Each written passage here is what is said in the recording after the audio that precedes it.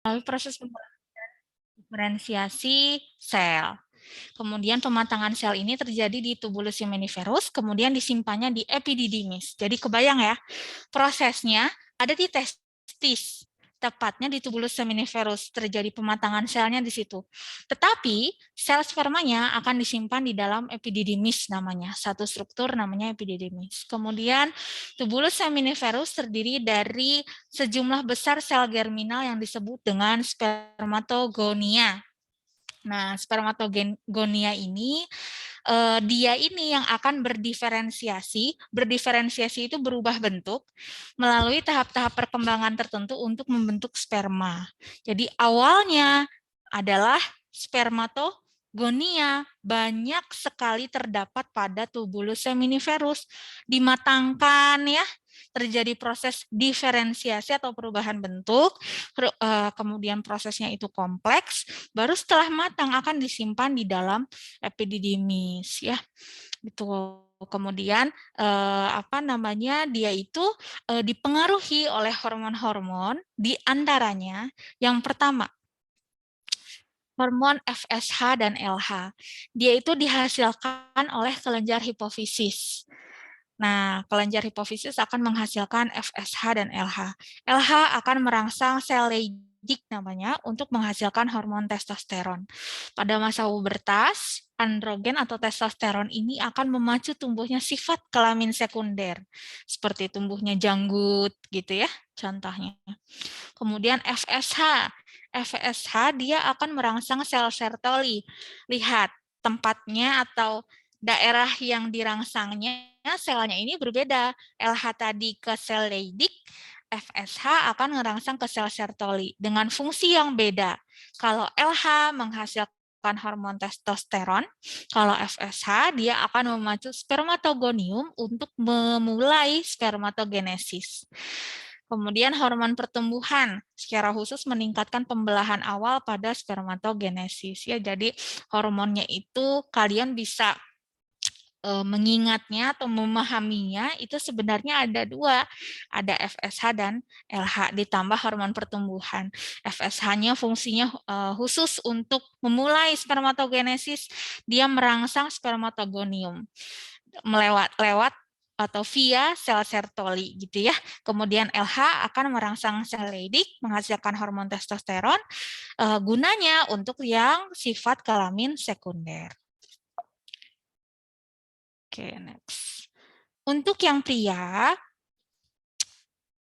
hormon-hormon di sistem reproduksi pada pria itu yang pertama adalah testosteron. Dia adalah hormon kelamin laki-laki yang disekresi oleh sel intersisil.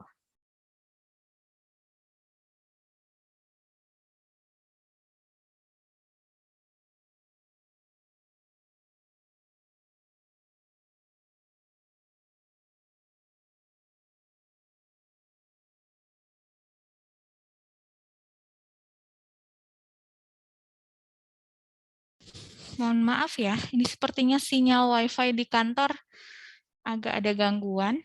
Kita lanjutkan ya. Hormon-hormon sistem reproduksi pada pria. Halo, cek, suara saya terdengar? Izin menjawab terdengar Ibu, tetapi di PowerPoint-nya tidak ada.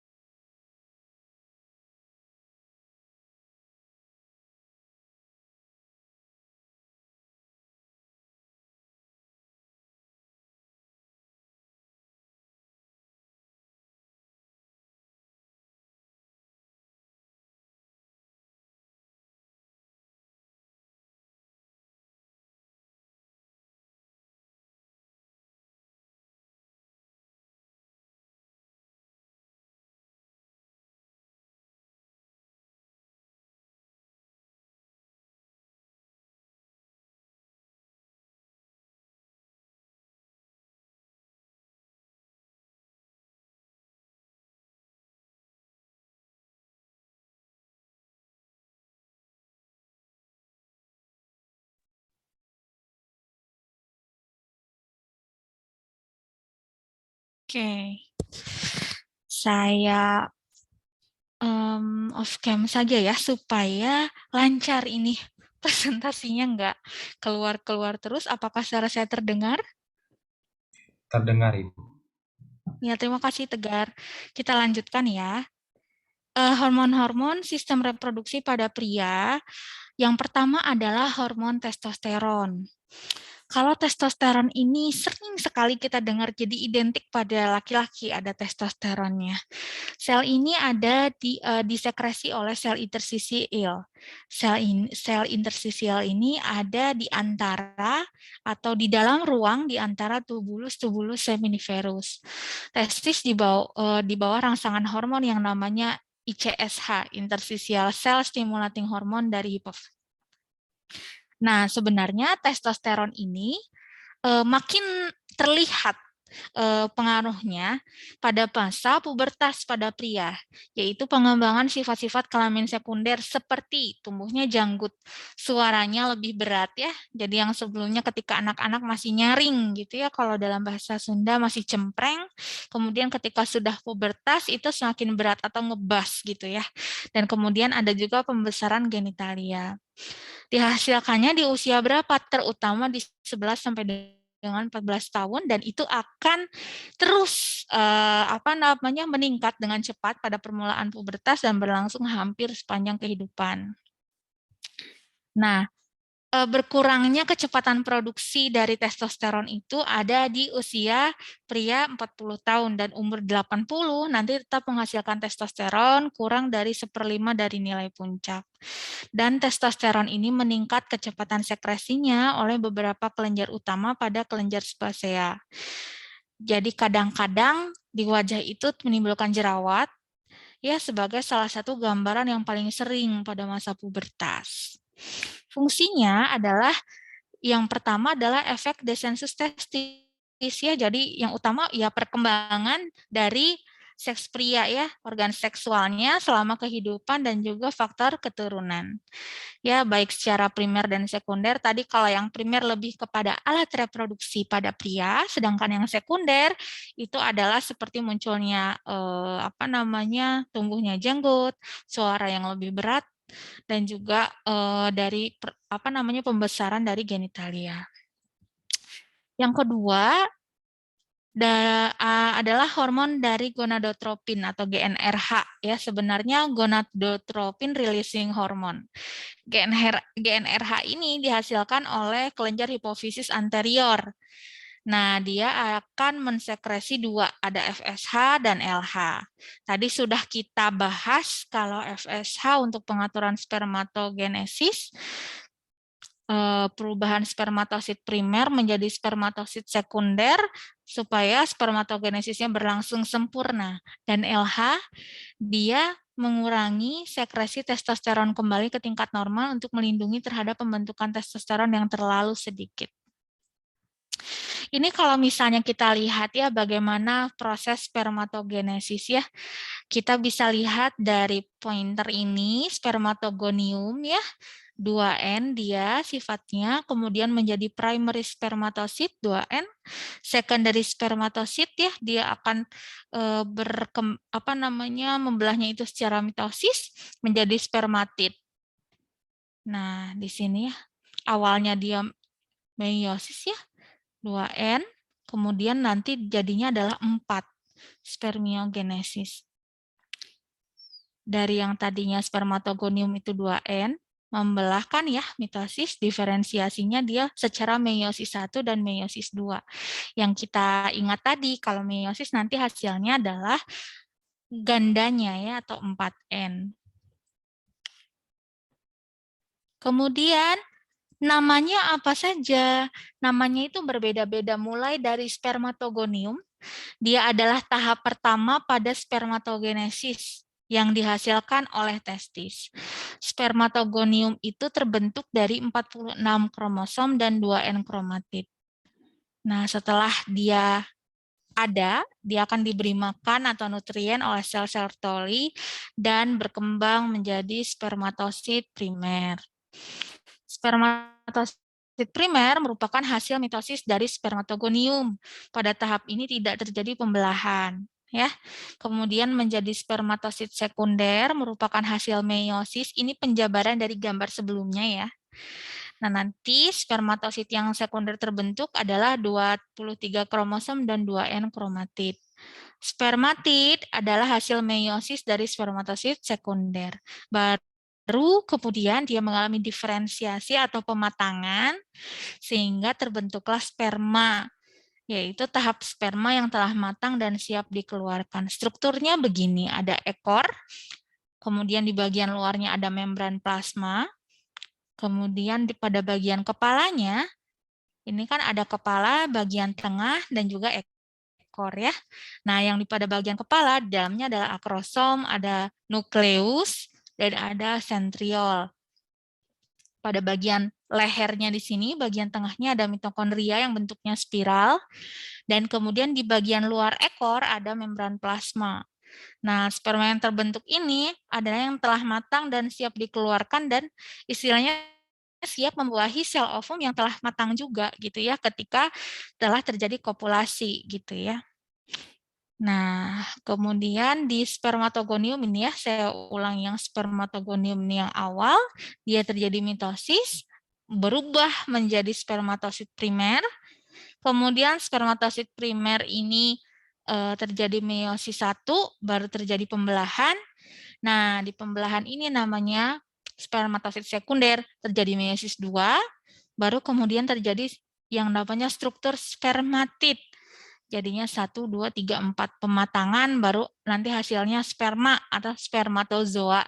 Begini bentuknya yang sudah matang dan siap untuk membuahi sel telur ketika setelah kopulasi ya. Oke. Sekarang kita ke oogenesis. Oogenesis adalah suatu proses pembentukan sel telur atau ovum di dalam ovarium. Oogenesis dimulai dengan pembentukan bakal-bakal sel telur yang disebut dengan oogonia. Kalau oogonia itu jamak, sel telur dalam bahasa yang jamak. Sedangkan kalau misalnya tunggalnya adalah oogonium. Pembentukan sel telur pada manusia itu dimulai sejak di dalam kandungan, yaitu di dalam ovarium fetus perempuan ya. Pada akhir bulan ketiga usia fetus, semua oogonia itu telah selesai dibentuk dan siap memenuhi atau memasuki tahap pembelahan. Nah, nanti ya pembelahannya kita menggunakan bagan saja, lebih mudah sepertinya. Bentar ya, kita ke bagannya dulu. Nah, ini ya, awalnya strukturnya ini hampir sama dengan spermatogenesis, hanya jenis pembelahannya itu berbeda. Nih ya, kalau misalnya yang oogonium, dia awalnya mengalami mitosis, tidak terjadi pembelahan ya. Nah, hasilnya adalah oosit primer, 2N. Kemudian si oosit primer mengalami meiosis, menghasilkan yang namanya secondary oosit atau oosit sekunder.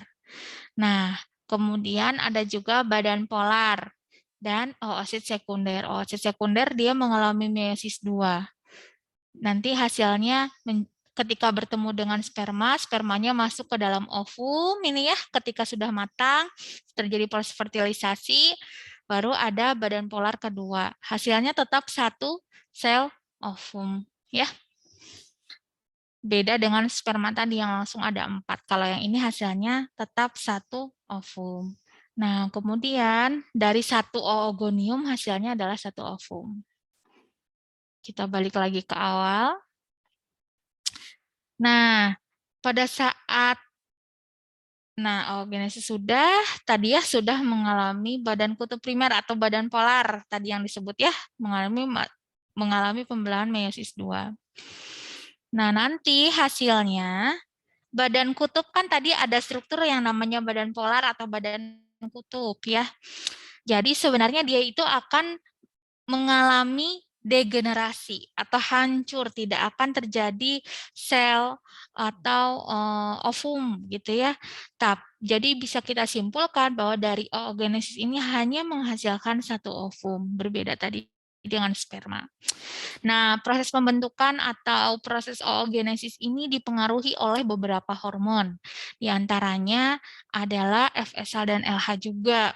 Tapi dia beda. Kalau tadi kan kita ingat ya, FSH dan LH pada pria itu kan lebih ke testosteron. Sedangkan FSH, LH pada perempuan itu adalah progesteron ya, estrogen dan progesteron.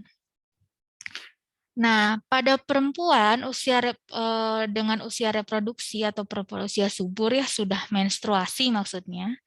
Nah, dia itu terjadi menstruasi itu karena aktifnya aksis hipotalamus, hipofisis dan ovarium. Hipotalamus ini menghasilkan hormon GnRH atau gonadotropin releasing hormone yang menstimulasi hipofisis mensekresi hormon FSH dan LH. FSH dan LH ini menyebabkan serangkaian proses di ovarium sehingga terjadi sekresi hormon estrogen dan progesteron. Kalau LH, luteinizing hormone, itu dia merangsang korpus luteum ya, salah satu struktur pada perempuan untuk menghasilkan hormon progesteron merangsang ovulasi. Pada masa pubertas, progesteron ini memacu tumbuhnya sifat kelamin sekunder, membesarnya payudara, contohnya begitu ya. Kemudian FSH ini merangsang ovulasi dan merangsang folikel untuk membentuk estrogen sampai ke pematangan folikel. Ada juga hormon prolaktin. Selain dari GnRH, itu ada juga hormon prolaktin yang merangsang produksi susu. Air susu ya maksudnya di sini. Nah, kemudian ini tadi hormon-hormon sistem reproduksi perempuan, GnRH, diproduksinya di hipotalamus, kemudian dilepaskan, dia akan keluar yang namanya FSH dan LH. FSH, dia fungsinya memacu pertumbuhan dan pematangan folikel dan sel granulosa di ovarium perempuan. Tadi kalau kita ingat FSH di pematangan sperma di testis fungsinya. LH, kalau LH ini dia bersama dengan FSH berfungsi untuk memicu perkembangan folikel dan juga mencetuskan terjadinya ovulasi di pertengahan siklus LH. Kemudian kalau misalnya pria tadi kan dia ke sintesis testosteron ya. Kalau di sini dia fungsinya ke perkembangan atau pengembangan folikel dan mencegah terjadinya ovulasi di pertengahan siklus. Jadi jangan sampai, jadi ovulasi itu harus 28 hari. Jadi dia mencegah untuk ovulasi lebih cepat di 14 hari misalnya begitu. Kemudian estrogen. Estrogen alami ini diproduksi terutama oleh sel TK internal folikel di ovarium secara primer dan dalam jumlah yang lebih sedikit juga diproduksi di adrenal melalui konversi hormon androgen. Nah, selama kehamilan, estrogen ini diproduksi di plasenta dan berfungsi untuk stimulasi pertumbuhan dan perkembangan pada berbagai organ reproduksi perempuan apa saja. Yang pertama di uterus. Uterus atau bahasanya rahim ya. Di uterus menyebabkan proliferasi endometrium, proliferasi dinding rahim. Pada serviks menyebabkan pelunakan serviks dan juga pengentalan lendir serviks. Pada vagina menyebabkan proliferasi epitel vagina. Pada payudara menstimulasi pertumbuhan payudara. Dan secara sistemik dia mengatur distribusi lemak tubuh. Pada tulang, estrogen juga menstimulasi osteoblas sehingga memicu pertumbuhan atau regenerasi tulang. Dan pada wanita pasca menopause, estrogen ini dia itu akan sedikit, jadi hampir berhenti ya. Jadi setelah menopause, si estrogen ini jumlahnya akan turun drastis, sangat sedikit, dan menyebabkan salah satu efeknya itu adalah osteoporosis. Sehingga disarankan kepada perempuan-perempuan yang sudah menopause itu mengkonsumsi zat makanan yang mengandung estrogen, salah satunya dari kacang-kacangan, seperti susu kedelai ya, dari kacang kedelai.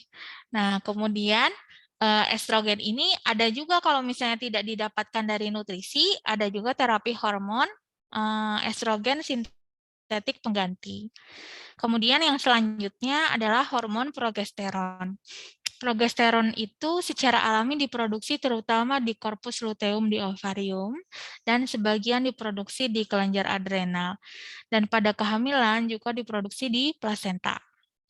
Progesteron itu dia itu fungsinya adalah mempersiapkan endometrium pada uterus supaya ketika terjadi fertilisasi, ketika terjadi pembuahan, nah dia itu baik dalam proses implantasi.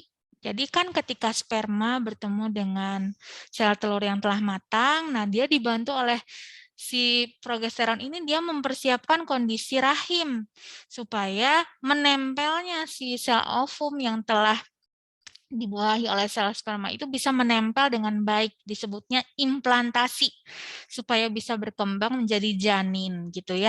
Nah itu adalah hormon progesteron. Kemudian ada juga hormon HCG.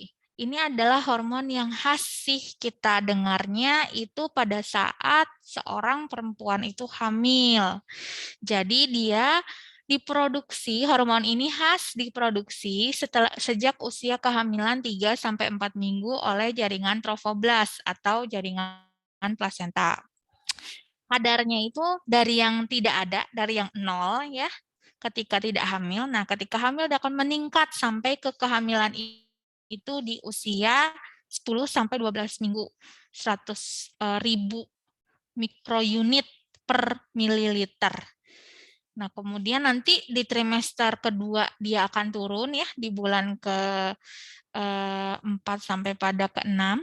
Kemudian nanti naik lagi di trimester ketiga ketika usia kandungan 7 sampai 9 bulan sampai ke 10.000 miliunit per mililiter.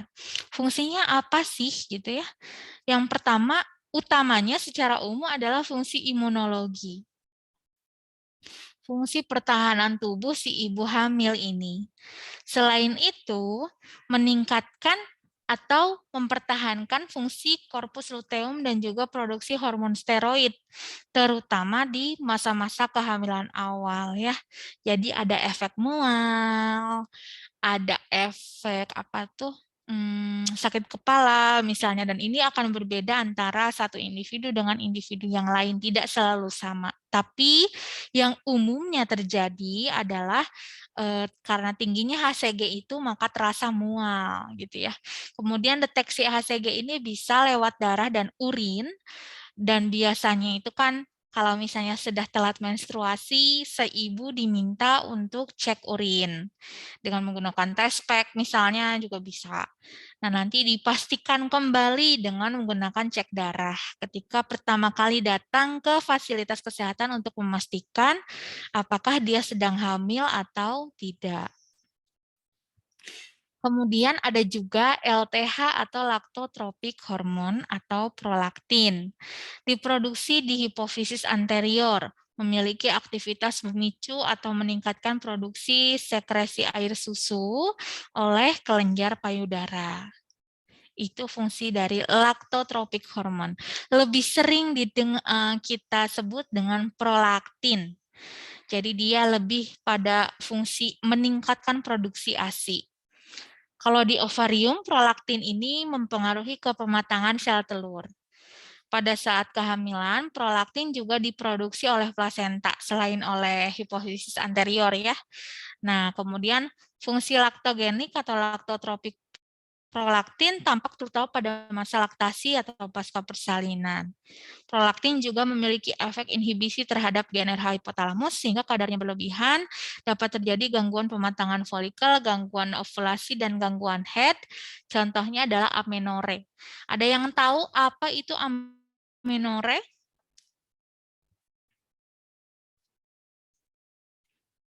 Dismenor, amenor. Ada yang tahu? Ibu, kalau dysmenorrhea mah nyeri head, bukan Ibu? Iya betul, Siva. Kemudian kalau Izin amenor menjawab Ibu, kalau aminor tidak haid. tidak haid. Betul Angelina, amenor itu tidak haid. Lanjut lagi. Nah, Nah, di sini ya. Kalau kita tadi sudah lihat bagannya oogenesis, kita sudah tahu ya bahwa sebenarnya dari primordial itu ya, primordial itu yang awalnya lebih enak dengan ini ya kalau menurut saya. Nah, ini ya oogonium itu sama saja dengan primordial, itu sama tadi kita sudah jelaskan. Nah, ini nih badan polar yang nantinya dia akan degenerasi, nanti akan hilang. Nih ya, all polar bodies degenerate. Jadi dia nanti akan hilang, hasilnya hanya ovum dengan sifat yang haploid ya. Nih, 2N primary oocyte ini lebih mudahnya, supaya kalian lebih mudah. Kemudian jadi N secondary oocyte, yang 3 ini nanti akan hilang badan polar dan ada 1 ovum. Kalau yang spermatosit atau spermatogenesis, awalnya dari spermatogonium akan berubah menjadi spermatosit primer, spermatosit sekunder, kemudian menjadi spermatid, hasilnya ada 4 ya. Ini ada spermnya. Ini juga sama untuk melengkapi proses belajar saja. Nah, kita akan ke pembahasan kedua terkait dengan bagaimana organ seksual primer dan sekunder, apa bedanya. Pada laki-laki, organ seks primernya itu adalah testis, dan pada perempuan itu adalah ovarium.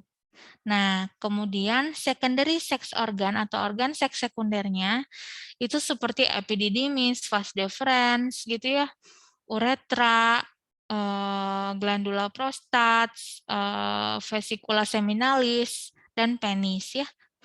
Penis itu yang melakukan yang masuk pada saat proses kopulasi ya. Dan ada juga organ aksesorianya.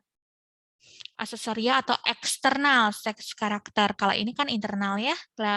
Perubahan organ seks sekunder sifatnya internal. Jadi dari glandulanya, dari organnya. Nah, kalau yang ini yang internal, yang eksternal, yaitu suara lebih rendah, ada janggut ya, kemudian daerah bahu itu menjadi lebih lebar, tumbuhnya kumis, kemudian hipsnya itu lebih kuat, dan pada perempuan kita temukan bahwa organ seks primernya adalah ovarium atau rahim ya, ovarium yang ada dalam rahim kita. Nah, itu agen atau organ internal sebagai pertumbuhan seks sekundernya ada tuba fallopi, uterus, vagina, eksternal genitalia, vulva, glandula Bartholin, dan juga glandula mamae atau payudara. Nah, yang aksesorianya apa? Justru suaranya jadi lebih tinggi ya ketika perempuan itu sudah semakin mature, udah semakin bertambah usianya. Kemudian wajah menjadi lebih halus ya. Kemudian broad hips dan sternal breathing. Jadi kalau dari pernafasan sih kita sama saja ya. Tidak terlalu terlihat. Jadi silent gitu, tidak ada penggunaan otot nafas tambahan. Kita bisa lihat nih perbedaan antara dua atau perbedaan perkembangan organ reproduksi sekunder, primer dan sekunder pada pria dan wanita. Kalau pria tadi ya testis dan ovarium, berarti penis adalah organ seks sekundernya. Kemudian kalau untuk pada perempuan sekundernya adalah payudara, ya vagina, vulva. Gitu. Tapi kalau organ utamanya adalah ovarium. Aksesorisnya baru yang tadi seperti tumbuhnya janggut, memberat suaranya pada pria dan justru semakin nyaring ya pada perempuan ketika sudah bertambah usia atau pasca pubertas. Nah, sekarang dimulai dengan struktur dan fungsi organ reproduksi perempuan. Nah, ini kalau misalnya kita lihat sebenarnya ada dua ya organ reproduksi itu, yaitu internal dan eksternal. Ketika sudah di prodi keperawatan, kita sudah membiasakan diri ya terpapar dengan pembelajaran yang sifatnya organ reproduksi seperti ini. Karena nanti ketika kalian bekerja gitu ya di rumah sakit sudah kadang-kadang di beberapa di beberapa unit bangsal tidak bisa lagi membedakan atau tidak lagi berdasarkan gender, misalnya perempuan oleh perempuan, laki-laki oleh laki-laki gitu ya, kecuali di unit-unit khusus seperti perawatan persalinan pasti oleh perempuan, laki-laki tidak ikut. Tapi kalau di IGD jangan salah, yang pasang kateter bisa saja seorang pasien laki-laki memasang kateter yang dipasangkan kateter oleh seorang perawat perempuan. Misalnya begitu. Karena kalau IGD kan sifatnya emergensi ya, harus cepat sehingga basis gender ini tidak terlalu diperhatikan. Jadi harus semuanya kita bisa paham ya. Contohnya seperti organ reproduksi ini. Nanti ketika kalian pasang kateter itu tahu mana strukturnya. Ini adalah struktur secara eksternal. Ada mons pubis namanya ya. Dia itu di dalamnya isinya adalah lemak. Kemudian ada juga gland klitoris. Nanti ada gambar yang lebih ini ya, yang lebih terlihat jelas. Ini adalah labia mayora. Ini adalah labia minora. Kemudian di sini adalah uretra. Kemudian ini ya, vestibula itu struktur di antara uretra sampai pada vagina. Nah, ini adalah vagina ya. Baru kemudian di sini adalah anus. Nah, di vagina ini ada yang namanya himen atau seringnya disebut dengan selaput darah. Kita akan lihat dari bagian luar alat reproduksi eksternal yang tadi ya. Jadi vulva itu adalah daerah yang menyelubungi vagina. Jadi satu area ini, kok nggak bisa back? Nah, satu area ini namanya adalah vulva yang menyelimuti vagina itu namanya vulva. Mulai dari mons pubis sampai tepi perineum ya. Jadi dari yang atas tadi sampai labia mayora, labia minora, klitoris, himen, itu semua disebut dengan area vulva. Nah, kemudian mons pubis atau mons veneris ada di bagian atas ini ya. Nih. Lapisan lemak di bagian anterior symphysis of pubis, dan pada masa pubertas daerah ini mulai ditumbuhi rambut pubis. Kemudian ada labia mayora. Labia mayora lapisan lemak lanjutan dari mons pubis ke arah bawah dan belakang. Nah, di sini nih ya, ini kan mons pubis atau mons veneris, baru di sini adalah labia mayora dari depan atau dari atas ke bawah ya. Dan nanti di bagian bawah perineum, labia mayoranya menyatu pada commissura posterior namanya. Dan berfungsi untuk sebagai pelindung dan juga menjaga agar bagian dalam atau struktur di dalam labia mayora itu tetap lembab. Kemudian alat reproduksi eksternal juga yang bisa terlihat itu adalah labia minora. Labia minora yang ini, yang strukturnya lebih tipis, terletak lebih dalam. Ya, nah jaringan tipis di balik labia mayora dan dia tidak punya folikel rambut, beda dengan yang labia mayora dan mons veneris tadi. Kemudian dia memiliki jaringan saraf sensorik yang luas dan sangat peka karena mengandung ujung saraf. Kemudian ada klitoris. Kalau klitoris tadi letaknya di sini ya, di atas, nih ya. Nih klitoris ya. Jadi di antara struktur dari mons pubis atau mons veneris, labia mayora, labia minora, dan ini adalah klitoris ya. Merupakan organ kecil yang terletak pada pertemuan antara kedua labia dan dasar dari mons pubis. Itu kalau misalnya kita perbesar bagiannya seperti ini, ada glandula klitoris, ada corpus cavernosum dan curs klitoris. Nah, kemudian ada reseptor androgen pada klitoris. Jadi reseptor ini berisi sel saraf juga ya. Kemudian ada vestibulum. Vestibulum daerah batas atas klitoris ya. Di sini nih vestibulum. Jadi kalau bagian dari klitoris tadi di sini, ini ada vestibul di bawahnya sampai sebelum masuk ke vagina. Jadi setelah uretra. Nih ya, antara forset dan vagina terdapat fossa navicularis. Kemudian introitus vagina. Nah, introitus vagina itu letaknya di bawah vestibulum. Nah, pada saat belum berhubungan seksual, maka daerah orifisium vagina itu tertutup lapisan tipis bermukosa yang namanya selaput darah atau himen utuh tanpa robekan. Himen yang abnormal, misalnya primer tidak berlubang, itu namanya himen imperforata, menutup total. Lubang vagina dapat menyebabkan darah terkumpul di rongga genitalia interna. Ini salah satu kelainan pada himen, jadi dia tidak berlubang sehingga darahnya itu tertahan. Harus dilakukan tindakan operatif supaya menstruasinya bisa keluar. Karena kalau himen imperforata dia akan mengeblok atau ditutupi total semua seluruh lubang vagina. Kemudian alat reproduksi eksternal juga adalah vagina, rongga muskulomembranosa terbentuk tabung mulai dari tepi serviks uterus di bagian kranial dorsal sampai ke vulva bagian cauda ventral. Vagina ini panjangnya sekitar 8-10 cm ke dalam. Ya, vagina itu kan kita bisa lihatnya hanya lubangnya ya kalau dari luar ya. Nah ini ya. Nah ke dalamnya itu panjangnya bisa sampai 8-10 cm.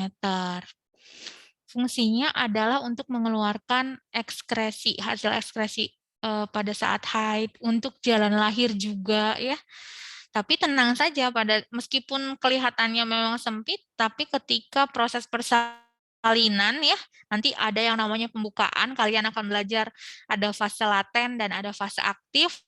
Akhirnya dia akan terbuka kurang lebih 10 cm.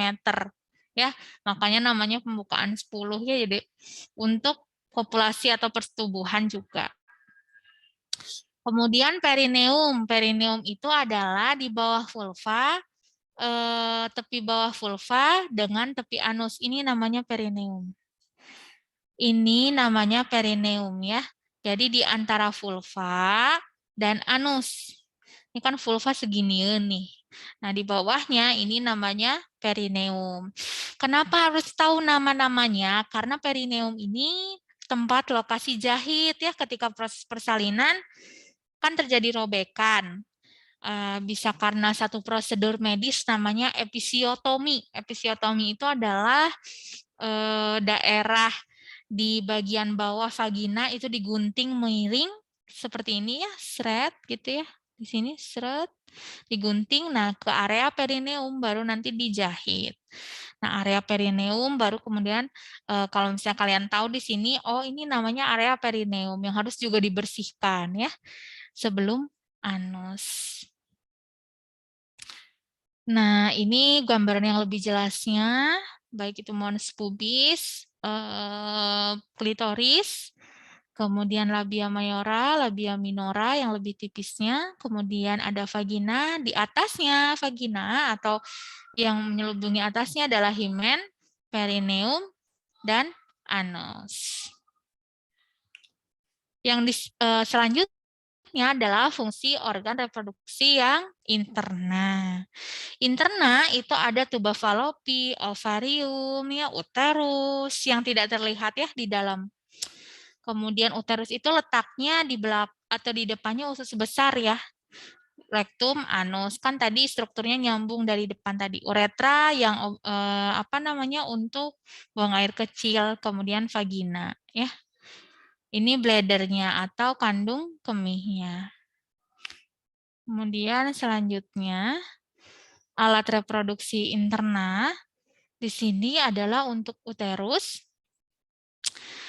Ini disebut juga dengan rahim, ya kalau bahasa awamnya. Tapi kalau kita tenaga medis atau tenaga kesehatan sebutnya uterus. Dia adalah suatu organ muskular, berarti kalau muskular terdiri atas jaringan otot ya. Bentuknya seperti buah pir, beratnya 30-50 gram dengan panjang 9 cm, lebarnya 6 cm, dilapisi peritoneum.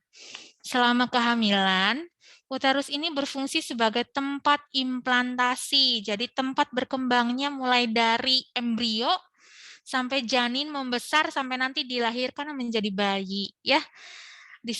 dan juga nutrisi konseptus atau nutrisi pada janin. Pada saat persalinan, uterus ini atau rahim ini akan melakukan kontraksi, pembukaan sampai pada janin tersebut keluar ya. Jadi Masya Allah ya, jadi diciptakannya itu benar-benar sempurna itu. Jadi dengan organ muskular yang tadinya kecil, sempit, kemudian bisa membesar, dari yang tadinya hanya sebesar buah pir, kemudian dia akan membesar sampai usia kandungan 9 bulan, dan nanti bisa melakukan kontraksi sampai pada janin dikeluarkan ya, pada saat persalinan. Nah, disebutkan bahwa dia adalah organ muskular terdiri dari otot ya, yang ada 3 lapisan pada uterus itu. Ada parametrium, miometrium, dan endometrium. Parametrium adalah lapisan paling luar yang berhubungan dengan rongga perut. Miometrium dia fungsinya mendorong bayi keluar pada proses persalinan. Dan endometrium itu yang bagian lapisan yang paling dalam. Dia adalah tempat menempelnya sel telur yang sudah dibuahi ya. Jadi kalau endometrium paling luar, miometrium setelahnya, dia fungsinya khusus untuk mendorong bayi, melakukan kontraksi dan seterusnya, baru parametrium bagian yang paling luar yang berhubungan dengan rongga perut ya. Selanjutnya adalah cervix uteri atau leher rahim. Leher rahim itu penghubung antara vagina dan rahim, penghubung antara vagina dan uterus. Nih ya. Ini vagina. Oh, ini strukturnya kurang kelihatan. Enaknya di sini nih. Nah, leher rahim. Ini adalah vagina, dia adalah bagian luar. Ini adalah rahim, badan atau disebut juga dengan badan rahim. Nah, ini adalah leher rahim itu daerah sini ya yang menghubungkan. Ini ya cervix ya. Cervix ini dia yang menghubungkan antara vagina dengan uterus bagian dalam atau yang menghubungkan antara vagina dan rahim namanya cervix. Cervix artinya leher rahim, ya. Bentar, balik lagi. Nah, bagian terbawah dia adalah bagian terbawah uterus, tadi sudah saya tunjukkan gambarnya. Dan awalnya itu kecil gitu ya, awalnya itu lubangnya itu kecil atau leher rahim itu diameternya itu kecil. Tapi kalau sudah pernah melahirkan, ya tidak lagi primipara, atau multigravida atau sudah sering hamil dan sering melahirkan namanya multigravida atau multipara. Nah, si posisi serviksnya ini atau diameternya ini akan membesar gitu. Fungsinya apa? Dia akan memproduksi cairan berlendir atau mukus untuk sebagai jalan lahir. Nah, kemudian pada saat masa ovulasi atau pada saat masa subur, perempuan ya, dia itu menjadi mukusnya ini menjadi banyak, elastis dan licin yang membantu pada saat spermatozoa. Jadi kalau misalnya melakukan hubungan seksual, sperma yang dihasilkan itu dibantu oleh lendir ini atau mukus ini untuk mencapai uterus. Untuk mencapai uterus atau mencapai rahim tujuannya apa? Mencari sel telur yang sudah matang. Jadi terbayang ya. Sebenarnya untuk sperma yang dikeluarkan itu dia dibantu karena kan banyak yang dikeluarkan selnya sampai kepada yang satu sperma yang bertahan sampai bisa membuahi atau berfertilisasi dengan sel telur yang sudah matang, baru kemudian mencapai uterus. Korpus uteri, lapisan paling luar, dia ya uterus. Tadi sudah disebutkan korpus uteri itu uterus ya. Kemudian ligamentum penyangga uterus. Jadi ligamentum itu yang menyangga. Kemudian ada vaskularisasi uterus. Itu adalah sistem persarafan pada bagian internal di area uterus. Terutama itu adalah arteri uterina cabang arteri hipogastrik atau iliaka internal, serta arteri ovarika cabang aorta abdominalis. Kemudian ada tuba Fallopi atau salpinx, dikenal dengan istilah saluran telur. Nah, kemudian tuba falopi ini berasal kanan kirinya itu panjangnya 8 sampai 14 cm, berfungsi sebagai jalan transportnya ovum dari ovarium sampai ke uterus. Ini gambarnya ya. Nih, ini adalah tuba falopi ya. Tuba falopi atau tuba nih ya. Kemudian di sini adalah ovarium. Dia menghasilkan ovum. Diantarkan oleh tuba falopi mencapai uterus. Menunggu di sini sampai spermatozoanya masuk. Dibantu oleh mukus yang dihasilkan oleh serviks. Dia akan masuk ke dalam uterus ya. Gitu. Nih ya, tuba falopi ini namanya ovarium. Memang bentuknya visualnya seperti ini. Jadi memang ada bulat kecil-kecil lagi ya strukturnya itu. Tapi bukan seperti anggur. Jadi tetap satu struktur tapi luarnya seperti bulat-bulat kecil. Gitu. Baru kemudian ini ada tuba falopi. Nah, ini adalah bagian-bagian dari tuba falopi. Nah, di sini ovarium. Ovarium itu adalah organ endokrin berbentuk oval yang tadi yang saya tunjukkan, terletak di dalam rongga peritoneum sepasang, kiri dan kanan. Dia fungsinya adalah untuk melakukan oogenesis tadi tempatnya ya. Nanti ada di ovarium. Kemudian terjadi pematangan folikel menjadi ovum. Nah, ovum yang telah siap dibuahi itu ya disimpannya itu di ovarium sampai pada saatnya dia mengalami ovulasi, sintesis dan sekresi hormon-hormon steroid. Ya. Nah, baru nanti diantarkan oleh si tuba falopi ini sampai ke uterus, menunggu sperma dari hasil kopulasi atau hubungan seksual, baru kemudian mereka bertemu gitu ya, istilahnya pembuahannya di situ ya, dinamakan yang namanya fertilisasi. Ini sudah kita pelajari, ini organ interna yang tidak terlihat oleh kasat mata. Ini kalau misalnya kita lihat dari luar itu ya begini, kalau misalnya organ reproduksi internal pada perempuan gitu ya, sehingga dari sini kan kita bisa tahu ya bahwa olahraga pacuan kuda misalnya ya harus setelah melahirkan itu ada alasannya ya, karena menghindari benturan yang terlalu keras pada tulang ekor kita, karena kan sifatnya pelana kuda itu kan keras ya. Jadi biasanya disarankan untuk beberapa olahraga termasuk penggunaan motor ya, itu hati-hati para perempuan karena struktur kita itu dekat dengan tulang ekor, maka bentuk getarannya atau tidak boleh terlalu keras. Nah, kemudian kita ke fungsi organ. Kalau tadi kita belajar sistem organ reproduksi, nah sekarang kita yang tadi yang perempuan, nah sekarang yang laki-laki. Yang pertama ada penis. Jadi kalau misalnya kita lihat dari gambarnya dulu ya, ada ureter, dia ada saluran kencing. Kemudian ada juga saluran yang menghantarkan sperma, ini ya vas deferens. Ini ada kandung kemih, ini ada penis, dan ini ada testis bagian dalamnya ya. Testis tidak terlihat dari luar ya. Yang terlihat dari luar adalah penisnya. Akarnya dia menempel pada dinding perut. Badannya merupakan bagian tengah dari penis nih ya. Kemudian gland penis, ujung penisnya berbentuk seperti kerucut. Nah, kalau misalnya yang tadi kan antara uretra atau pada perempuan itu lubang urin antara pada perempuan itu uretra.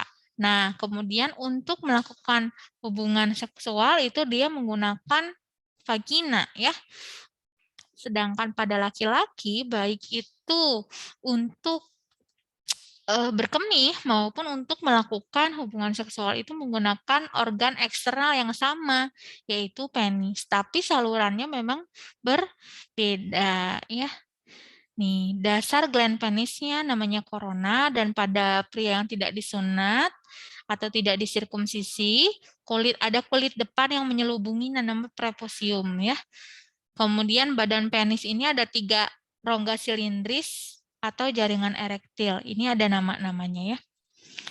Nah, kemudian jika ada satu rangsangan seksual, kemudian yang terjadi apa? Vaskularisasi, rongganya itu terisi darah. Yang terisi darah namanya corpus spongiosum yang mengelilingi uretra. Ini kan uretra. Di sini dikelilingi oleh corpus spongiosum. Nah, nanti akan menjadi mengalami yang namanya ereksi ya.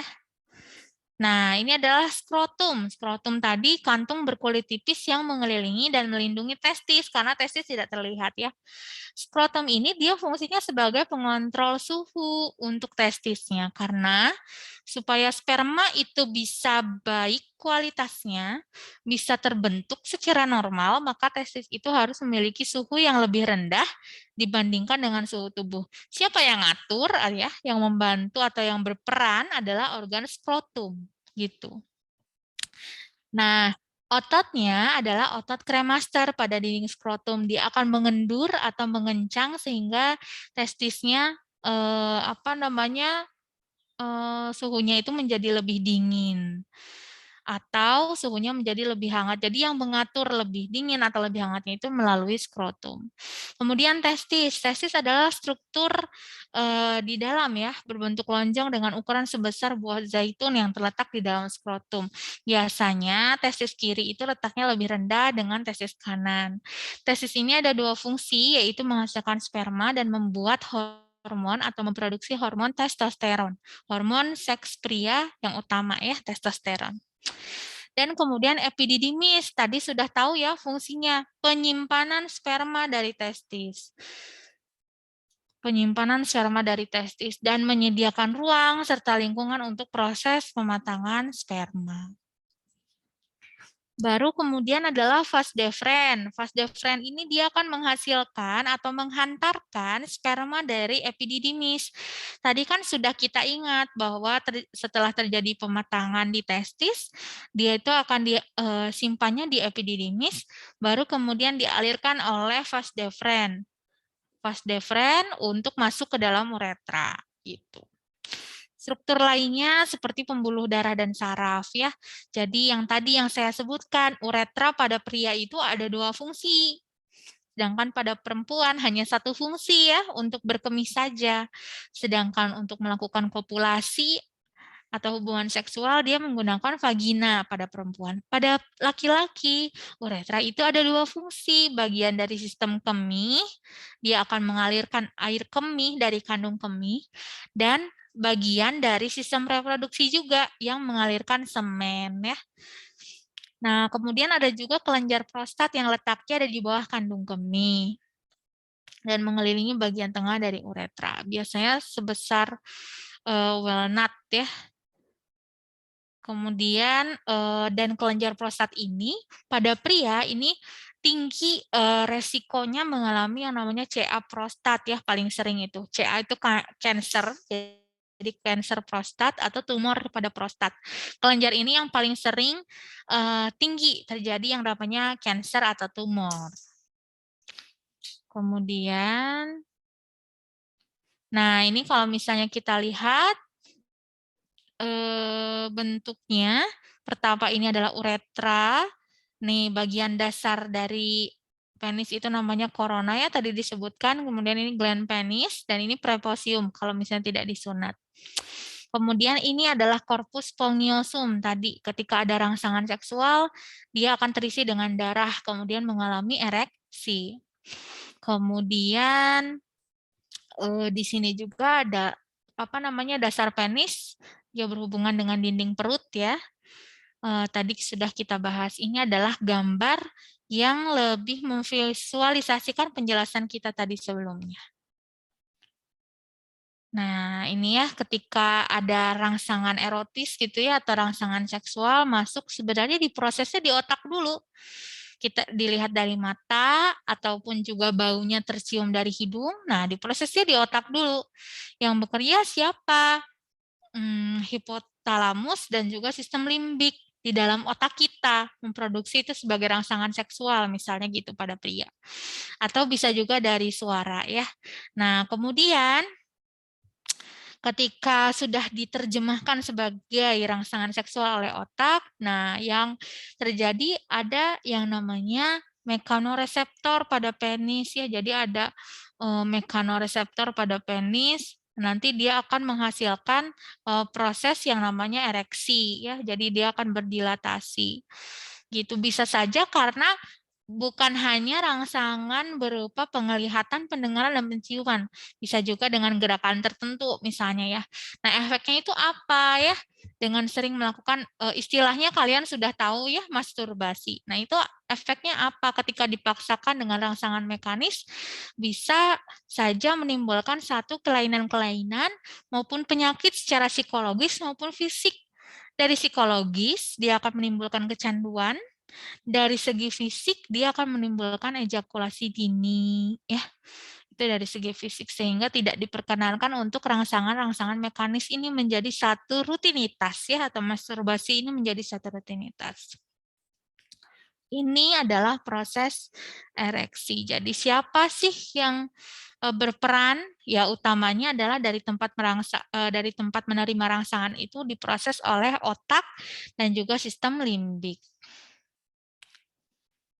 Nah, tadi sudah ada 3 bahasan nih ya sebelumnya. Mulai dari organ internal, eksternal pada laki-laki dan perempuan. Kemudian sekunder dan primer organ seksual sudah belajar. Kemudian oogenesis dan spermatogenesis bahkan pada hormon-hormon. Sampai di sini ada yang ingin ditanyakan terlebih dahulu? Halo, masih bergabung dengan saya? Masih Ibu. Oke. Laila, ada pertanyaan dulu atau kita lanjut dulu sampai akhir? Aduh, saya izin minum dulu ya.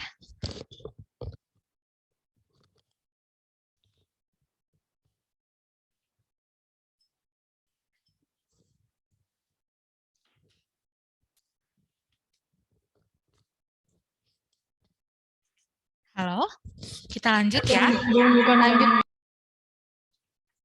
Ya, Kurani. Kita lanjut ke siklus hormonal pada perempuan. Nah, kalau misalnya kita lihat bahwa tadi kita belajar ada hormon estrogen dan progesteron. Kalau bicara hormon itu berarti kalian harus ingat, oh ini hormon perempuan nih. Kalau laki-laki tadi namanya testosteron. Estrogen dan progesteron. Tadi fungsinya sudah banyak sekali. Fasenya atau apa namanya siklus hormonalnya itu kita bisa lihatnya di menstrual siklus ya, di siklus dari yang tadinya endometrium ini menstrual phase atau fase menstruasi, pre-ovulasi ini harinya ya. Misalnya menstruasi di hari 1 sampai dengan 4. Kemudian ada fase pre-ovulasi dulu, itu di hari ke-7 sampai dengan hari ke-13. Baru fase ovulasi.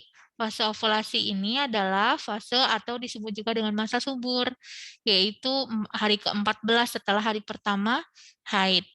Ini ya ovulasi ya, masa suburnya. Baru kemudian post ovulasi. Nih kalau misalnya kita lihat nih hormonnya, estrogen ditandai dengan warna hijau. Jadi dia itu cenderung tinggi pada hari-hari mau ovulasi. Cenderung tinggi, meninggi persiapan. Nah, ketika ovulasi, dia akan turun lagi. Progesteron banyaknya di masa post ovulasi. Nih, gambaran dari gambar yang tadi, penjelasannya yang pertama ada fase menstruasi, berlangsung kira-kira 5 hari pertama. Hari pertama menstruasi adalah hari 1 dari siklus baru, dari siklus hormonal baru. Kemudian fase pre-ovulasi, waktu antara akhir menstruasi dan ovulasi. Nih ya, pre-ovulasi. akhir menstruasi sebelum ovulasi. Nah, itu namanya fase preovulasi. Dari hari keberapa? Dari hari ke-6 sampai dengan hari ke-13 dalam siklus menstruasi yang 28 hari. Jadi estimasinya ini fase hormonal pada perempuan tanpa kelainan ya. Ada juga kan yang mengalami kelainan masa ovulasi terlalu panjang atau terlalu pendek gitu, sehingga misalnya 1 bulan 2 kali misalnya gitu ya. Tapi bukan ujung-ujung, jadi sama-sama tengah-tengah gitu. Jadi pendarahannya 14 hari. Nah, itu namanya kelainan. Kalau di sini adalah yang tanpa kelainan. Kemudian fase ovulasi. Nah, fase ovulasi itu yang disebut dengan masa subur. Kemudian fase post-ovulasi. Waktu antara ovulasi dan permulaan menstruasi berikutnya. Dari hari ke-15 sampai hari ke-28. Kemudian, nah ini ya, tadi ya, ini sama saja. Jadi, bagaimana FSH dan LH, kalau ini ada penjabaran dari hormonnya ya, pada dasarnya kalian cukup memahami ini saja yang awal. Yang ini nih, sebentar. Nah, yang fase ini saja kalian memahami, ini sudah cukup ya, tanpa kalau dengan mekanisme FSH dan LH-nya terlalu kompleks, saya takutnya kalian bingung. Jadi yang penting kalian tahu saja ada 4 fase perubahan hormonal pada perempuan. Ada fase menstruasi, pre-ovulasi, ovulasi, dan post-ovulasi. Nah, disarankan ovulasi itu kan pada saat usia subur ya. Jadi masa subur, sehingga pada fase ovulasi itulah klien kita, ibu ya, pasangan suami istri ini diminta untuk berhubungan seksual dengan tujuan untuk memiliki keturunan. Nah, itu pada fase ovulasi. Jadi pada saat masa suburnya ibu, yaitu hari ke-14. Ngitungnya dari mana? Dari hari pertama haid ya. Tadi kan sudah dijelaskan dari hari pertama haid. Dihitung Bu, hari pertama haidnya tanggal berapa gitu ya. Nanti kan perawat itu sebagai agen di rumah sakit juga ya, untuk di maternitas itu salah satu perannya kan konselor ya. Haid pertamanya kapan Bu? Tanggal 12 misalnya. Nah, itu dihitung Bu, 12-nya itu berarti 12 Agustus di sini. Dihitung 14 hari berikutnya, nah itu adalah masa ovulasi yang disarankan melakukan hubungan seksual aktif per 2 hari. Tujuannya untuk memiliki keturunan. Karena sekarang fenomenanya ya, banyak promil-promil atau program hamil yang memang untuk memiliki anak membutuhkan intervensi medis. Nah, kalau zaman dulu nih, zaman orang tua saya misalnya, untuk hamil itu tidak perlu promil atau intervensi medis, tapi berlangsung saja dengan alami gitu ya. Jadi tidak lagi menghitung usia subur gitu. Tapi kalau di saat ini nih trennya berubah. Kalian bisa lihat di media sosial ya. Jadi untuk hamil itu ada beberapa public figure atau tokoh-tokoh yang kita kenal ya, itu harus melakukan promil-promil tertentu. Nah, itu sebenarnya dipengaruhi oleh apa? Bisa gaya hidup, bisa asupan nutrisi yang kurang baik. Kita ingat tadi ada beberapa hormon yang fungsinya mempersiapkan uterus pada saat proses implantasi. Ya. Nah, itu yang menyebabkan ketidakseimbangan hormon itu sehingga terjadi gangguan, proses implantasinya tidak berhasil dan seterusnya sehingga saat ini tren Penkes atau tren pendidikan kesehatan pada pasangan suami istri ya, itu salah satunya adalah bagaimana cara atau kapan saat yang tepat untuk berhubungan suami istri dengan tujuan memiliki keturunan gitu ya. Jadi meningkatkan kualitas sperma, kemudian meningkatkan kualitas dari hubungan seksual tersebut, termasuk tadi pengetahuan kalian tentang kapan sih masa subur itu. Nah, itu tujuannya adalah untuk edukasi ketika nanti kalian berdinas misalnya di puskesmas, pas di bagian poliklinik Ovsgin. Nah, kalian akan lazim terpapar dengan ini, ovulasinya kapan gitu ya, sehingga harus diedukasi kapan sih hubungan seksual aktifnya. Selain itu juga program keluarga berencana dan selanjutnya. Jadi banyak ranah perawat itu tidak hanya di area-area medis yang sifatnya operatif ya, tapi juga area-area di puskesmas itu kan sifatnya seperti edukasi, pendidikan kesehatan, kemudian kasus-kasus tanpa komplikasi ya, itu di puskesmas. Kemudian, nah ini kita bisa edukasikan kepada pasutri yang akan atau yang ingin memiliki keturunan ya. Kemudian ini di perubahan hormonal akan masuk di UAS ya. Nah, kemudian fertilisasi dan kehamilan. Kalau tadi kita belajar mulai dari spermatogenesis, oogenesis, sampai hasilnya sperma dan ovum yang sama-sama telah matang, ya. Nah, kalau misalnya menyatu antara dua sel kelamin tersebut, ya, kondisinya matang dengan baik gitu ya. Nah, dia akan berfusi. Berfusi itu bersatu. Bersatu membentuk yang namanya zigot. Biasanya pertemuannya itu di tuba falopi atau di saluran telur. Baru nanti akan bersatunya ini namanya adalah konsepsi. Bersatu antara sperma dan ovum. Nidasi adalah masuknya atau tertanamnya hasil konsepsinya di dalam endometrium. Endometrium itu adalah dinding rahim atau dinding uterusnya, ya, lapisan mukosa pada dinding rahim. Nah, terjadi konsepsi di situ membentuk zigot. Sebelum terjadi konsepsi ada ovulasi dan inseminasi. Jadi runtuhnya ovum yang sudah matang dari ovarium. Ovumnya yang sudah bebas itu dia akan berada di sekitar tuba falopi gitu.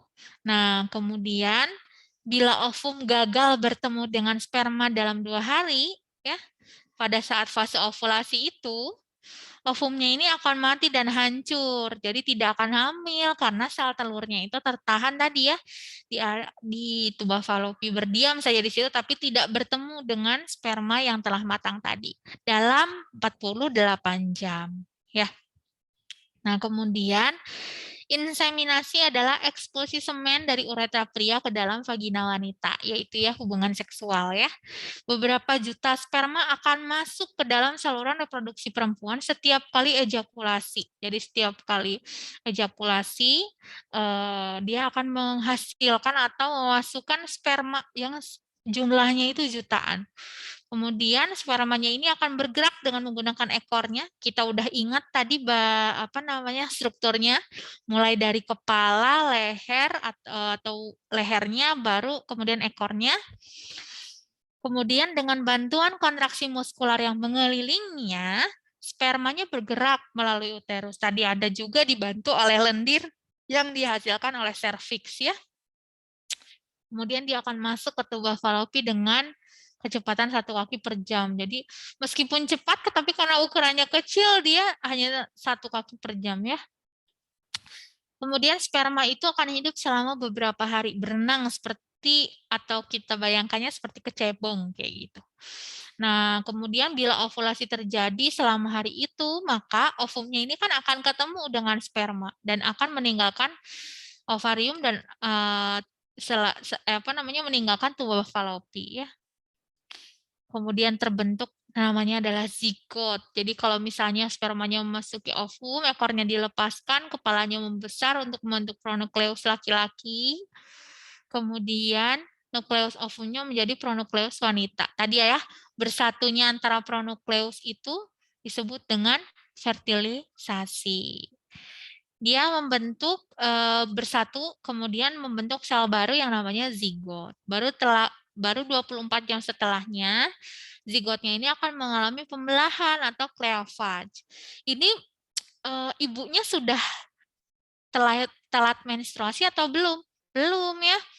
Jadi dia belum menyadari sudah telat menstruasi tapi belum menyadari adanya tanda-tanda kehamilan seperti mual dan seterusnya karena HCG-nya. Hormon apa HCG tadi?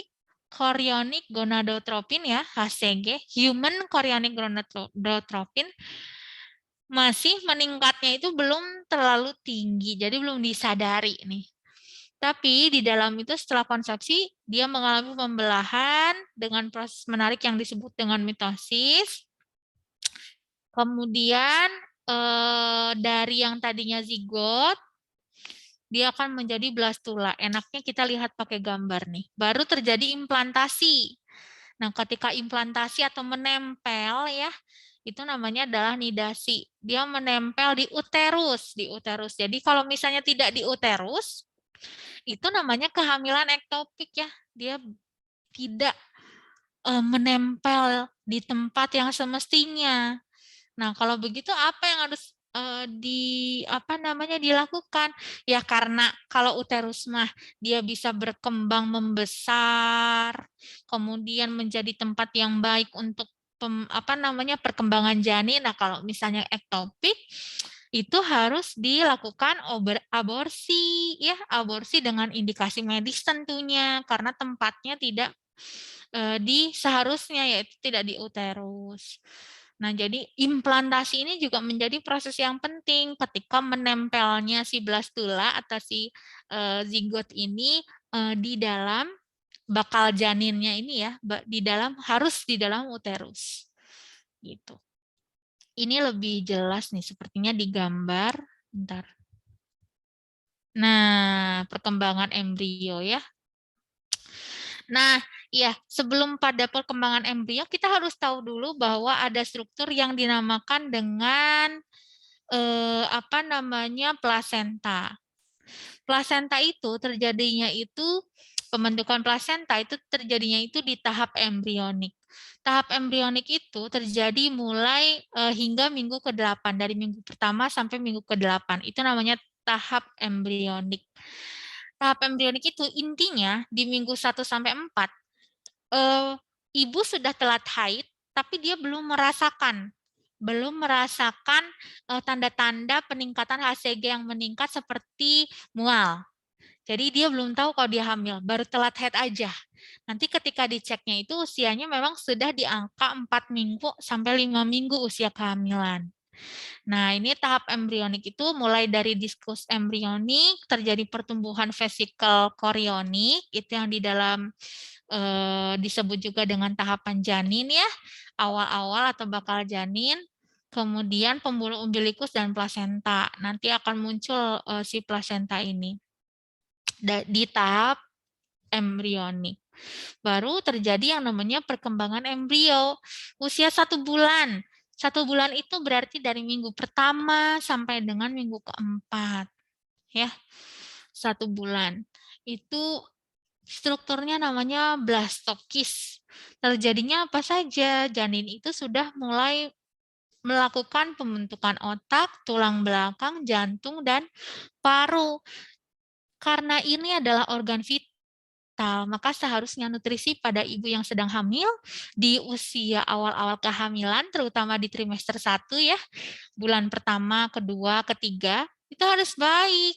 Karena di saat ini harus terjadi proses yang kompleks untuk organ inti, otak, tulang belakang, jantung, paru, supaya tidak terjadi kelainan pada janin tersebut.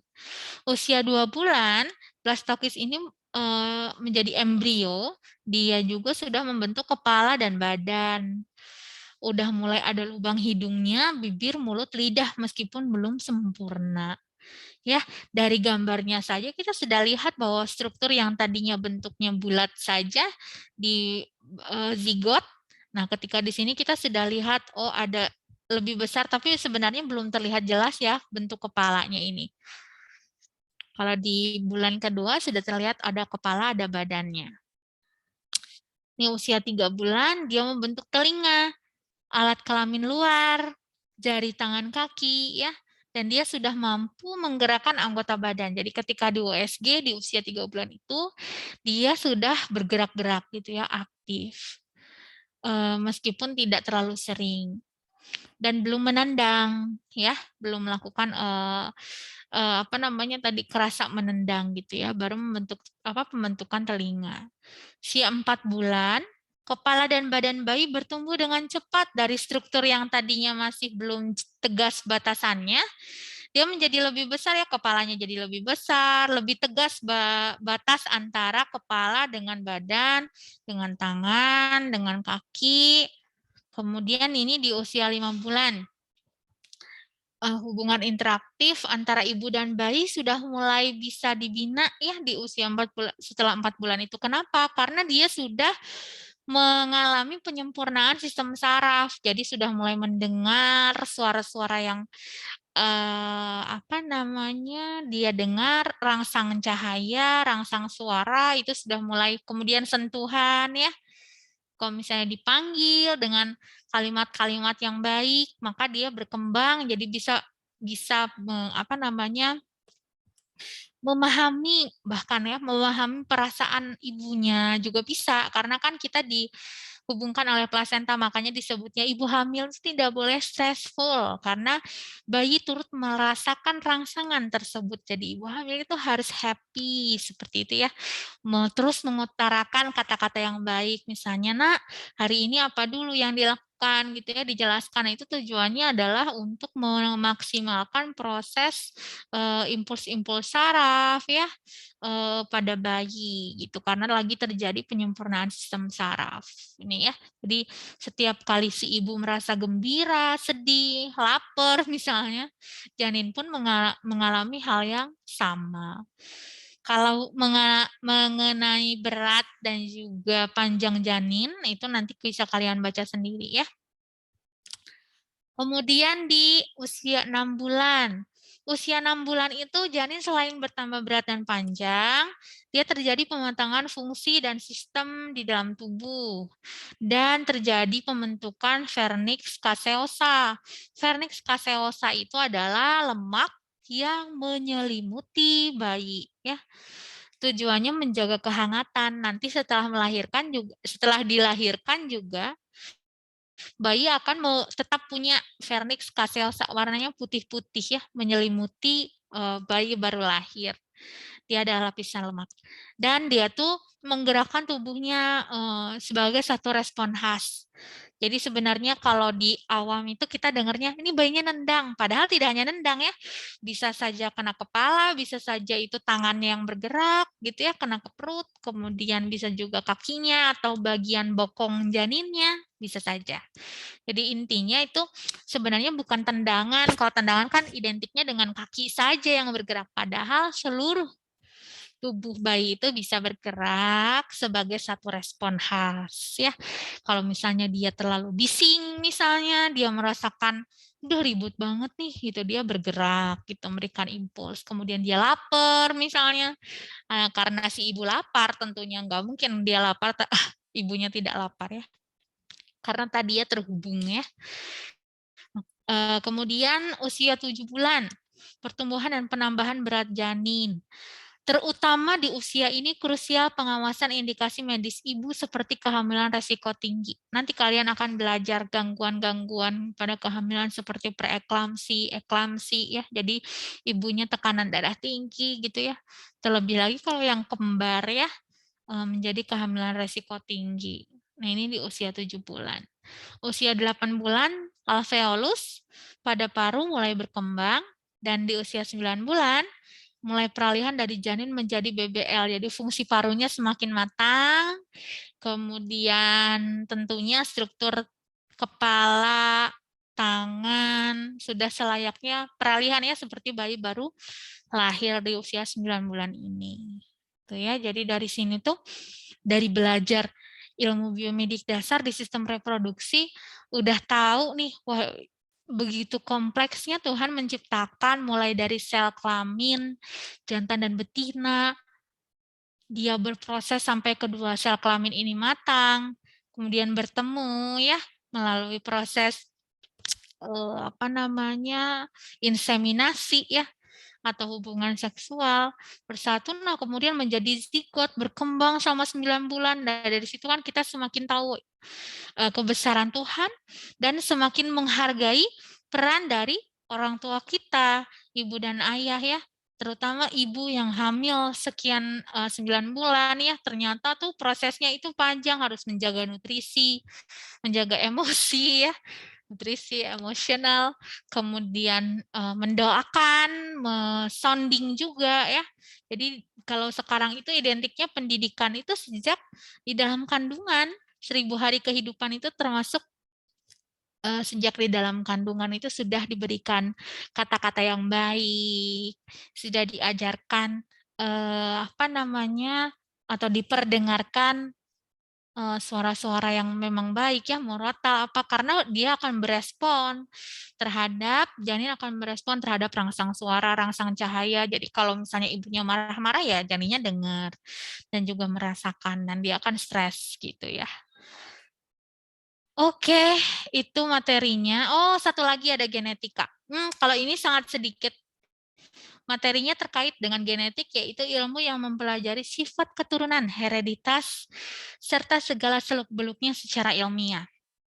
Kita harus, kalau misalnya bicara genetik, harus paham juga tokohnya. Johann Gregor Mendel. Makanya hukumnya namanya hukum Mendel. Hukum Mendel ini ada yang sifatnya dominan, atau yang disebut dengan sifat manifest pada keturunan, dan resesif yang tidak muncul pada keturunan. Jadi intinya dari hukum Mendel ini sifat dominan antara ibu dan ayah itu akan ada keturunan, ada juga yang sifatnya resesif yang tidak diturunkan. Misalnya rambutnya keriting atau lurus, kemudian matanya hitam atau coklat, dan lain sebagainya sudah kalian pelajari sewaktu di SMA. Tiap sifat organisme hidup itu dikendalikan oleh sepasang faktor keturunan, ya. Disebut juga dengan pasangan alel, dan kalau misalnya keduanya dominan, dia akan menjadi dominan. Tapi kalau misalnya yang satu alelnya itu resesif, dia akan tertutupi oleh alel yang dominan. Misalnya ibu berambut lurus, kemudian ayah berambut keriting misalnya. Nah itu sifat dominan dan resesifnya pada 3 orang anaknya akan berbeda-beda. Ada yang dominannya dari ibu, maka si anak akan berambut lurus, dan begitu pula sebaliknya. Gitu ya.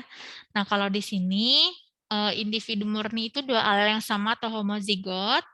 Itu fenotip genotip, kalian sudah belajar ya. Yang tampak pada keturunan adalah fenotip. Kalau misalnya genotip itu yang tidak tampak secara fisik ya, sifatnya hanya sifat alel. Tapi ada hukumnya, namanya hukum pemisahan Mendel. Hanya flashback itu saja. Yang jelas kalian tahu bahwa ada faktor keturunan yang mempengaruhi sifat dominan dan resesif pada keturunan. Begitu. Itu untuk sistem reproduksi. Sekali lagi, saya review sedikit apa saja yang harus kalian pahami ya. Yang pertama, gametogenesis, ada spermatogenesis dan oogenesis. Organ seks primer dan sekunder, pada pria namanya testis, pada wanita namanya ovarium. Sistem reproduksi itu yang primernya, yang sekundernya tadi banyak ya, payudara, organ pada prianya ada penis, dan selanjutnya. Kemudian sistem reproduksi, strukturnya sampai kepada siklus hormonal perempuan, mulai dari fase menstruasi, pre-ovulasi, ovulasi, dan post-ovulasi. Kemudian fertilisasi kehamilan, perkembangan pada tiap mulai dari fertilisasi itu, dari konsep fertilisasi itu sendiri ya, fertilisasi, nidasi, sampai kepada implantasi. Nah, baru berkembang di tahap embrioni sampai usia 8 minggu, dan baru perkembangan selanjutnya, perkembangan embrio selanjutnya, usia 1 bulan bagaimana, sampai dengan 9 bulan, ada di kotak ungu yang versi singkatnya ya, tapi versi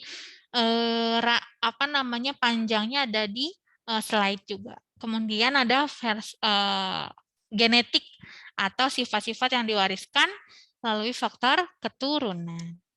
Itu yang kita pelajari pada hari ini. Mudah-mudahan bisa dipahami. Oke, saya stop share dulu.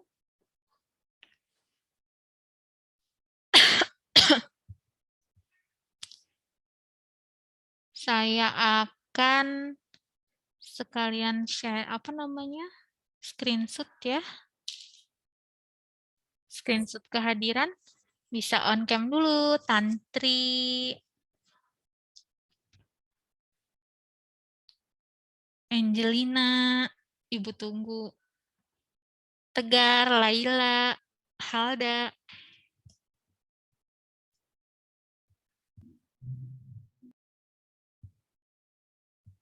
Oke. Waduh, Dianita sudah post ya. Oke, saya screenshot dulu. Ini Nazla, Sri Ayu, mau Ibu tunggu nggak? Nur Alfi, Salma. Ibu izin bertanya selagi menunggu teman-teman yang lain. Mangga, silahkan Agni. Tapi agak out of topic dari ini sih, Bu. Sebentar, Ibu screenshot dulu. Pasang senyum terbaiknya. 1, 2, 3. Oke. Terima kasih. Ya, silahkan Agni dilanjutkan. Saya izin bertanya, Bu. Tapi agak out of topic gitu. Nah, Ya. kan ada apa yang melahirkan tiup-tiup itu ya, Bu? Melahirkan tiup-tiup, oke, ya, betul. Nah, Terus? itu kan tadi tuh kata Ibu, ada pembukaan 10 berarti terbukanya sekitar 10 cm kan, Bu? 10 Nah, jari. kalau misalnya, 10 jari. ya, 10 jari. Nah, kalau misalnya tiup-tiup itu emang beneran bisa nggak robek apa gimana sih, Bu? Aku kurang paham gitu. Maksudnya emang bener terjadi di medis tuh bisa kayak gitu atau enggak? Oke, terima kasih atas pertanyaannya Agni. Jadi kalau misalnya untuk proses persalinan yang sedang berkembang lagi hype kemarin katanya tidak ada robekan jalan lahir gitu ya karena dengan tiup-tiup. Nah, sebenarnya kalau dari medis itu harus diteliti dulu sampai kita bisa tahu emang benar nggak metode ini adalah metode yang paling efektif untuk mengurangi luka pasca persalinan. Dan katanya yang tidak ada robekan jalan lahir. Karena kalau dari segi medisnya itu bisa ditelaah dari efek psikologis ibu yang siap gitu ya, kan tidak hanya tiup-tiup, sebenarnya dia memotivasi ibu kan untuk melahirkan tuh ibu pasti bisa, ibu janinnya akan lewat dengan ada kata-katanya gitu yang sifatnya itu seperti hipnoterapi kalau menurut saya. Jadi hipnoterapi itu adalah dari lewat kata-kata itu seperti dihipnosis ibunya untuk melahirkan dengan nyaman, melahirkannya itu ibu ini pasti mudah, ibu gampang. Baru ibunya diminta tiup-tiup, tapi ada sugesti lain yang diberikan oleh si pemberi layanan tersebut gitu ya. Sambil ibunya diminta tiup-tiup. Nah, sehingga kan dengan sugesti yang positif itu ibunya tidak stres ya, ibunya tidak akan stres dan melewati proses persalinannya itu dengan lebih bahagia, istilahnya begitu. Sehingga hasil yang di apa namanya yang terlihat itu kan dia menjadi lebih si kliennya menjadi lebih tenang, lukanya menjadi lebih sedikit atau hampir tidak ada dan bayinya sehat, misalnya begitu. Jadi sebenarnya bukan metode tiup-tiupnya ya, tapi sugesti positif. Kan beda sama lahir di rumah sakit misalnya. Nanti ya kalau misalnya kalian sudah besar gitu. Jadi kadang-kadang ada juga nih tenaga kesehatan yang unempati gitu. Jadi ibu namanya melahirkan itu pasti sakit gitu ya. Ketika dia mengeluh sakit gitu kan, jadi konsepnya ini beda, pendekatannya ini beda. Kalau yang tadi yang si pemberi layanan tadi lebih menekankan pada sugesti positif, menerima perasaan ibu, mendengarkan, sedangkan yang misalnya di rumah sakit itu beberapa rekan-rekan masih ada misalnya ya apa ya, meningkatkan stres ibu ya dengan jutek misalnya karena selalu banyak pekerjaan ya, itu akan mempengaruhi psikologis ibu hamil pada saat bersalin. Itu sih. Tapi kalau Bu benar Bu, metode ini adalah metode yang paling tepat. Butuh penelitian lebih lanjut untuk memastikan. Kalau tiup-tiupnya aja, dia nggak pakai ngomong deh, nggak pakai sugesti. tiup mulu, apakah benar gitu ya? Itu harus membutuhkan penelitian. Tapi kalau yang saya perhatikan dari berita itu, banyak sugesti positif yang dikemukakan oleh si bidannya itu. Sugesti positifnya sehingga menguatkan si ibu ya, outputnya akan baik ketika sugestinya yang diberikan itu adalah sugesti positif. Bagus pertanyaannya Agni, tidak out of the box kok. Oke, terima kasih. Ibu, jadi apa kemungkinan untuk tidak robeknya jalan lahir itu ada, tetapi tidak terpaku sama tiup-tiup itu ya Bu? Jadi Iya, betul. Jadi kalau di rumah sakit kitanya positive thinking juga ada kemungkinan ada robekan jalan lahir. Iya, betul. Jadi kalau keuntungannya jadi tenaga kesehatan salah satunya adalah karena kita tahu proses persalinan itu dipengaruhi oleh asupan nutrisi yang baik, terus dipengaruhi oleh aktivitas fisik yang baik, terutama di trimester 3, tujuannya adalah untuk membuka jalan lahir. Nah, itu ketika kita persalinan akan lebih siap. Jadi nggak akan terpengaruh dengan faktor eksternal, karena internalnya sudah kuat kan. Selama 9 bulan mengandung itu ada PR-PR di trimester ini saya harus ngapain, trimester 2 saya harus ngapain. Keuntungannya itu kalian yang tenaga kesehatan nantinya akan paham. Lalu trimester 3 saya harus ngapain, mempersiapkan ASI dan lain sebagainya, mempersiapkan persalinan dan lain sebagainya. Nah, itu keuntungannya. Kalau misalnya yang tenaga kesehatan, insya Allah ya, kalau yang perawat, terutama perawat maternitas, saya tuh perawat maternitas ya, jadi area saya memang di ibu hamil, ibu menyusui, bayi baru lahir normal gitu ya. Nah, itu alhamdulillah ketika bersalin ada atau mengandung atau sedang hamil itu ada tambahan dari pengetahuan yang kita dapat, kita aplikasikan dan alhamdulillah outputnya melahirkannya lancar gitu. Contohnya begitu. Jadi nanti mudah-mudahan yang tadi yang betul dari kata Agni, kalau misalnya kita sebagai tenaga kesehatan memberikan sugesti positif, bisa ngebantu ibunya nggak ya Bu? Tentu saja, ya karena dengan sugesti positif itu akan membantu ibu mengurangi stres. Jadinya proses persalinan menjadi satu hal yang menyenangkan bagi si ibu. Gitu ya. Iya, ada pertanyaan. Bu. Sama-sama, ada pertanyaan yang lain? Ibu izin Ibu bertanya. izin. Ya, silahkan. Yang sebelum Tegar tadi siapa ya? Oh, Siva Siva. dulu ya, Bu. Ya, silahkan Siva. Ibu izin bertanya terkait kasus yang waktu itu viral kan yang terkait April yang mengana geding Bu, yang katanya dulunya cewek, sekarang jadi cowok. Nah, itu teh Bu, emang ketahuannya harus pas dewasa gitu, pas awal-awal nggak bakal ketahuan gitu Bu, terkait kelainannya gitu Bu. Tapi yang April itu kenapa ketahuannya pas dewasa gitu Bu? Nah, itu karena tidak ditangani ya, dia mengalami, mohon maaf kepada tokoh yang disebutkan ini sebagai kita bahas sebagai pembelajaran ya, dengan catatan ya. Jadi beliau itu mengalami satu kelainan dari struktur organ reproduksi namanya hipospadia. Hipospadia itu lubang uretranya tidak terletak pada ujung penis. Jadinya bisa di bawah atau di antara testis. Jadi struktur dari organ reproduksinya itu tidak berkembang dengan baik. Nah, kondisi hipospadia pada daerah beliau saat itu tidak ditangani dengan tindakan operatif. Jadi dengan bentuk struktur organ reproduksi yang tidak sempurna tersebut diterjemahkan